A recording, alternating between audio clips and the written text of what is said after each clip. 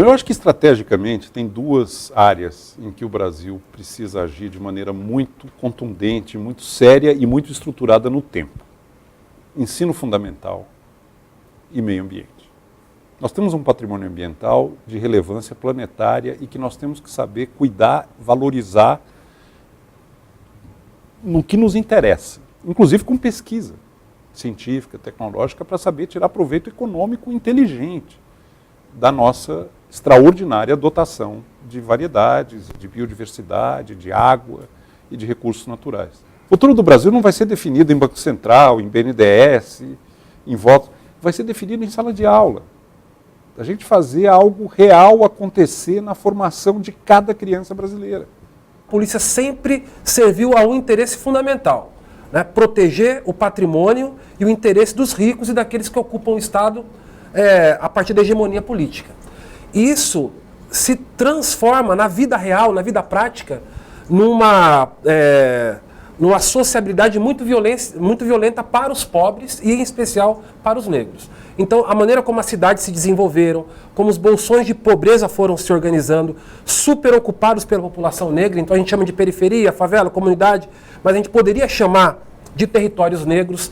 São nesses territórios que a polícia age com violência, age com truculência, age no sentido de atingir o corpo, de prender e de matar.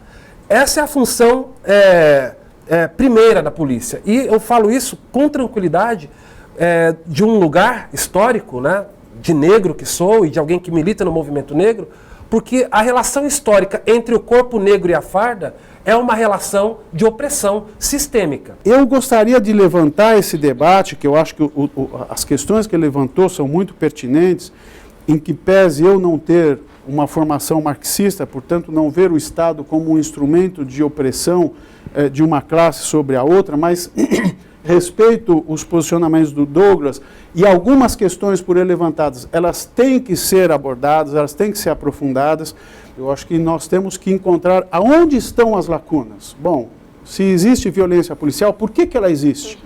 A grande questão que eu levanto desde o início dos atentados contra policiais militares é o que leva um policial militar ou eventualmente um policial civil a matar indivíduos quando ele tem casa, ele tem família, ele tem profissão.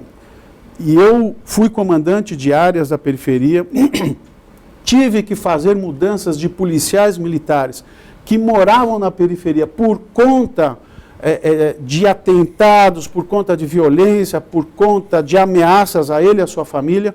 Então, a realidade, e isso eu concordo plenamente com ele, né? Essa questão das periferias do Brasil, não é só da cidade de São Paulo, elas têm que ser uma temática pública, elas têm que ser objeto de políticas públicas muito específicas, porque elas são uma tragédia para o indivíduo, para o delinquente, para o policial, para todos os que vivem nessas regiões periféricas.